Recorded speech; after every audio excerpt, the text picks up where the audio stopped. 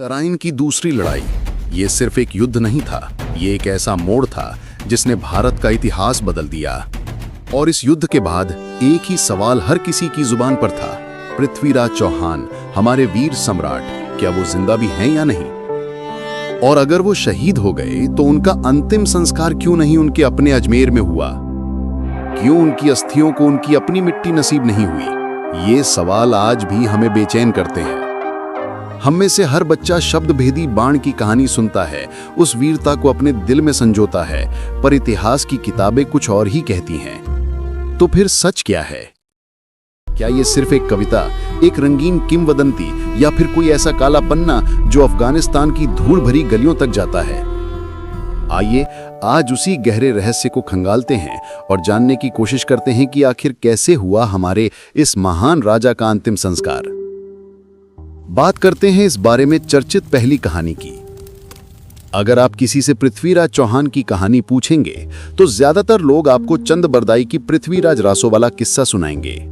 ये कहानी इतनी फिल्मी, इतनी नाटकीय और इतनी भावुक है कि पीढ़ी दर पीढ़ी हमारे दिलों में बस गई है। रासों के मुताबिक तराइन की दूसरी लड़ाई में हारने के बाद गौरी ने दिल्ली की तरफ रुख करने की बजाय पृथ्वीराज को बंदी बनाकर सीधे गजनी का रास्ता पकड़ लिया। वहां पृथ्वीराज की आंखें गर्म सलाखों से फोड़ दी गईं, उन्हें अंधा कर दिया गया। लेकिन कहानी यहीं खत्म नहीं होती। कभी चंद बरदाई, जो पृथ्वीराज के बचपन के मित्र और राजकवि थे, वो भी गजनी पहुंचते हैं और गौरी को पृथ्वीराज के शब्द भेदी बाण कौशल के बारे में बताते हैं। गौरी, जो इस बात पर यकीन नहीं कर पाता कि एक अंधा आदमी निशाना कैसे लगा सकता है, प्रतियोगिता का आयोजन करता है। और फिर आता है वो अमर छंद जो आज भी हमारी रगों में देशभक्ति का संचार कर देता है कि 4 बांस 24 गज, अंगुल अष्ट प्रमाण, ताऊ ऊपर सुल्तान है, मत चूको चौहान। चंद बरदाई की इस सटीक जानकारी पर पृथ्वीराज ने बिना देखे सिर्फ आवाज की दिशा में बाण चलाया और गौरी को छलनी कर दिया। इसके बाद कवि और राजा दोनों ने दुश्मनों के हाथों अपमानित होने के बजाय एक दूसरे को खंजर से मारकर स्वयं को समर्पित कर दिया। क्या शानदार, क्या वीर गति थी! ये कहानी इतनी ज्यादा प्रचलित हुई कि बच्चा बच्चा इसे रट गया। पर रुकिए, रासों में अंतिम संस्कार का जिक्र सिर्फ इतना है कि दोनों वीरों की लाशों को सम्मान मिला। कहां मिला, कैसे मिला, इस पर रासो पूरी तरह से चुप है। यही रहस्यमयी चुप्पी हमें इतिहास के अगले पड़ाव तक खींच ले जाती है, जहां सच थोड़ा कड़वा और कहीं ज्यादा जटिल नजर आता है। इतिहासकार अक्सर पृथ्वीराज रासों को एक साहित्यिक कृति मानते हैं जो काव्यात्मक वर्णन से भरी है, ना कि ऐतिहासिक तथ्यों का सटीक लेखा जोखा। कई विद्वान इसे 13वीं से 16वीं शताब्दी के बीच की रचना मानते हैं, जिसमें मूल कथा में कई बातें बाद में जोड़ी गईं। अब बात करते हैं इससे जुड़ी दूसरी कहानी की। अब जरा इतिहास की सूखी पर ठोस जमीन पर कदम रखते हैं। पृथ्वीराज रासो जहां कल्पना और भावना का संगम है, वहीं कुछ ऐतिहासिक ग्रंथ हमें एक अलग ही तस्वीर दिखाते हैं। मुस्लिम इतिहासकार हसन निजामी की ताजुल मासिर के अनुसार पृथ्वीराज चौहान को युद्ध के बाद कैद कर कंधार ले जाया गया था, जहां उन्हें आंखें फोड़ने के बाद मौत के घाट उतार दिया गया था। ये एक सीधा और क्रूर अंत था जो गौरी की सत्ता स्थापित करने की मंशा को दर्शाता है। वहीं प्रबंध चिंतामणि और पृथ्वीराज प्रबंध जैसे जैन ग्रंथ, जो थोड़े अलग दृष्टिकोण से लिखे गए हैं, बताते हैं कि पृथ्वीराज को बंदी बनाकर एक छोटे से किले में रखा गया था। उन्हें एक राजनौकर जैसा दर्जा दिया गया, एक तरह से अपमानित कर जिंदा रखा गया।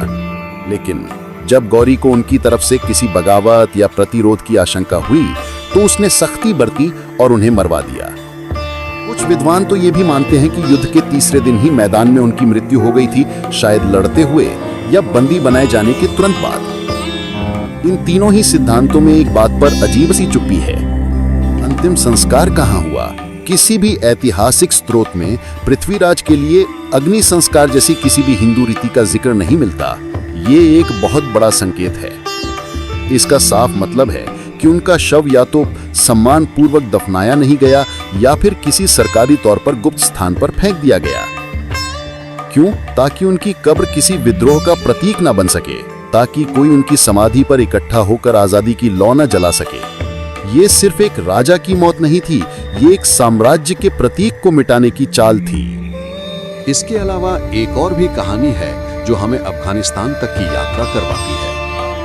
1192 का वो दौर सिर्फ भारत के लिए ही नहीं बल्कि पूरे दक्षिण पश्चिम एशिया के लिए एक बड़े बदलाव का समय था। हिंदू शासकों की परंपरा से हटकर ये क्षेत्र धीरे धीरे सुल्तानतों के रास्ते पर पूरी तरह से मुस्लिम पहचान अपना रहा था। गजनी से लेकर गौरी तक हर नया विजेता ये सुनिश्चित करना चाहता था कि दुश्मन की यादगार मिट जाए ताकि कोई उनके नाम पर सिर न उठा सके। पृथ्वीराज चौहान, जो भारत के सबसे शक्तिशाली हिंदू शासकों में से एक थे, उन्हें या तो कैद में मारा गया या युद्ध के तुरंत बाद। उनका शव सिर्फ एक लाश नहीं था बल्कि दावते अपमान का एक जरिया बन गया। कंधार के पुराने बाजार के बाहर एक छोटा सा टीला था। स्थानीय लोग शायद पीढ़ियों से चली आ रही कहानियों के दम पर उसे राजा पृथ्वी स्तूप कहते थे, पर यह कोई सम्मानजनक समाधि नहीं थी। ये एक चबूतरा था जहां घुड़सवार लोग आते जाते खाक छालते थे, बच्चे उस पर पत्थर मारते थे। कल्पना कीजिए, एक महान सम्राट की अस्थियां जमीन में दबी हैं और उसी जगह को अपमानित करना गौरी की सोची समझी सियासत थी। वहां कोई शिलालेख नहीं था, कोई तिथि नहीं, कोई रीति रिवाज नहीं, कुछ भी नहीं जो उनकी शान को दर्शाए। ये सब एक संदेश था कि विजेता ही तय करेगा कि हारे हुए का इतिहास क्या होगा। यही वजह है कि भारत में आम जनता को यकीन था कि राजा तो अजमेर लौट ही नहीं पाए। उनका अपमान सिर्फ शारीरिक नहीं बल्कि उनकी स्मृति का भी अपमान था जो सदियों तक चलता रहा। इतिहास के पन्नों में दबी इस अपमानजनक कहानी को एक नया मोड़ मिला 2002 की गर्मियों में। उत्तर प्रदेश के एक छोटे से गांव का पार्षद शेर सिंह राणा, जो फूलन देवी हत्याकांड में तिहाड़ जेल से फरार हुआ था, उसने एक ऐसा साहसिक कदम उठाया जिसने पूरे देश को चौंका दिया। राणा ने तिहाड़ जेल से भागने के बाद फर्जी पासपोर्ट बनवाया और बांग्लादेश के रास्ते अफगानिस्तान पहुंचा। उसका मकसद था कंधार में कथित तौर पर मौजूद पृथ्वीराज चौहान के अपमानित मकबरे से उनकी अस्थियां भारत लाना। राणा ने बाद में बताया कि कंधार की उस नमक से लथपथ मिट्टी को समेटना, कुछ ईंटें तोड़ना और वहां से पृथ्वीराज की अस्थियां लेकर भारत लौटना कोई आसान काम नहीं था। उसे स्थानीय पठानों से जान का खतरा था जो उसे टीले पर नमाज पढ़ते हुए मिले थे। वो 1 महीने से ज्यादा वक्त तक वहां रहा, हर कदम पर मौत का खतरा मंडराता रहा। फिर भी वो वापस आ गया, अपने साथ उस पवित्र मिट्टी और कथित अस्थियों को लेकर। इस घटना ने भारतीय मीडिया में तूफान ला दिया। इसे राष्ट्र धर्म पुनरुद्धार का एक महान कार्य बताया गया। लोगों ने शेर सिंह राणा को राणा भारद्वाज की उपाधि दे डाली, जैसे उसने कोई महान ऐतिहासिक भूल सुधार दी हो। बेशक कई लोगों ने इसे पब्लिसिटी स्टंट भी कहा और आज भी इस पर बहस होती है कि राणा का दावा कितना सच था। लेकिन इस घटना ने एक बात तो साफ कर दी कि पृथ्वीराज चौहान का अंतिम संस्कार भारत में नहीं हुआ था और उनकी याद तक को बचाना एक खतरनाक, जोखिम भरा और साहसिक कार्य था। राणा की इस यात्रा ने उस भूले बिसरे अपमान को फिर से राष्ट्रीय चेतना में ला दिया और हमें सोचने पर मजबूर किया कि हमारे इतिहास के कुछ पन्ने कितने दर्दनाक और अनसुलझे हैं। अगर आपको यह रहस्यमय सिलसिला रोचक लग रहा है और आप इतिहास के ऐसे ही अनछुए पहलुओं को जानना चाहते हैं तो बटन दबाकर चैनल को सब्सक्राइब करें। आगे हम मोहम्मद गौरी के राजकीय खत भी दिखाएंगे जो अजमेर के म्यूजियम में रखे हैं और बताएंगे कि कैसे इतिहास के एक एक टुकड़े को जोड़कर हम अपने अतीत को समझते हैं। पृथ्वीराज चौहान के अंतिम संस्कार को लेकर आज भी विवादों का एक जाल बुना हुआ है, जहां हर दावे के पीछे एक अलग कहानी और एक अलग विश्वास है। राजस्थान के कुछ गांवों में आज भी पृथ्वी दहन या प्रतीकात्मक अग्नि संस्कार जैसी लोक परंपराएं देखने को मिलती हैं, जहां लोग लकड़ी की एकाकी राख जलाते हैं और राजा की वीर गति की कहानियां सुनाते हैं। राजा आग में विलीन हुए, ये सिर्फ एक रस्म नहीं बल्कि सामूहिक स्मृति का एक तरीका है, जहां लोग अपने नायक को अपनी परंपरा के अनुसार याद करते हैं। दूसरी ओर अफगानिस्तान में जहां कथित तौर पर पृथ्वी का अपमानित मकबरा था, वहां के हजारा समुदाय के बुजुर्ग आज भी कहते हैं वहां एक हिंदू राजा दफन है जिसे हमारे पूर्वजों ने बचाया था। ये दोनों बातें एक दूसरे से टकराती हैं। एक तरफ दहन की कहानी, दूसरी तरफ दफन की, पर दिलचस्प बात यह है कि ये दोनों ही सच लगती हैं, क्योंकि ये अलग अलग संस्कृतियों और पीढ़ियों की यादें हैं। असल में पृथ्वीराज का अंतिम संस्कार एक राजकीय गुप्तचर रणनीति का शिकार बना। विजेताओं ने यह सुनिश्चित किया कि उनके अवशेषों को ऐसा कोई सम्मान न मिले जो उन्हें शहीद या पूजनीय बना सके। शायद कोई धार्मिक रीति निभाई ही नहीं गई, या अगर निभाई भी गई तो उसे गुप्त रखा गया, क्योंकि अगर कोई समाधि होती, कोई पवित्र स्थान होता, तो वो विद्रोह की आग को भड़काने का केंद्र बन सकता था। जो बच गया वो सिर्फ याद थी, एक अमर राजा की याद, और ये भरोसा कि राजा ने धरती छोड़ी पर उसकी हिम्मत और वीरता भारत की सरहदों में आज भी दस्तक देती रही है। ये विरोधाभास हमें सिखाता है कि इतिहास सिर्फ तथ्यों का संग्रह नहीं होता, बल्कि लोगों की भावनाओं, विश्वासों और स्मृतियों का भी एक जटिल ताना बाना होता है। भले ही पृथ्वीराज चौहान की अस्थियों का सटीक ठिकाना एक रहस्य बना हुआ हो, पर भारत में उनकी याद और श्रद्धा के कई निशान आज भी मौजूद हैं। दिल्ली के कुतुब मीनार परिसर में इबादत खाना के पास एक छोटा सा पत्थर लगा है। लोग उसे राजा पृथ्वी चबूतरा कहते हैं।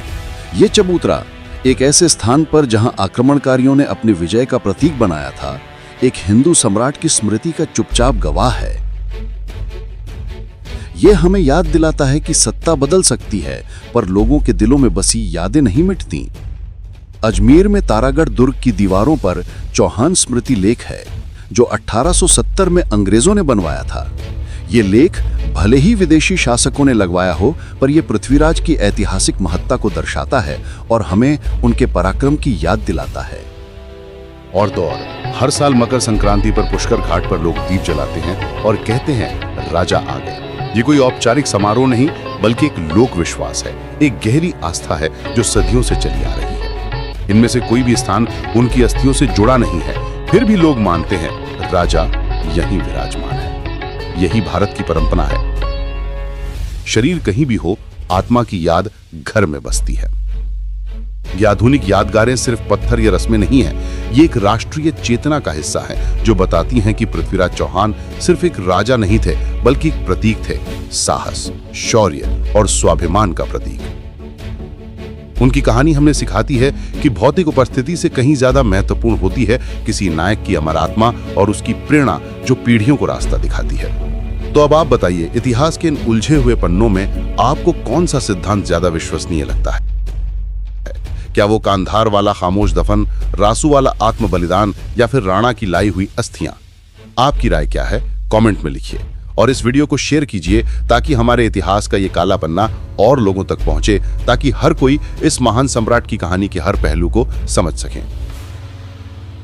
तो साफ है, पृथ्वीराज चौहान का अंतिम संस्कार एक ऐसा ऐतिहासिक रहस्य है जिसकी परतें आज भी पूरी तरह से नहीं खुली हैं।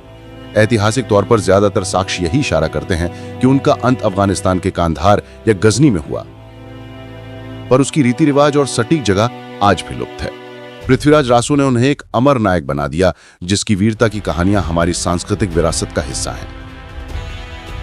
शेर सिंह राणा ने अपने तरीके से उनकी याद को भारत वापस लाने की कोशिश की, भले ही वो विवादों से घिरी रही, और अंत में भारत की जनता ने उन्हें अपने दिलों में दफनाए रखा, उनकी आत्मा को अपनी मिट्टी में महसूस किया।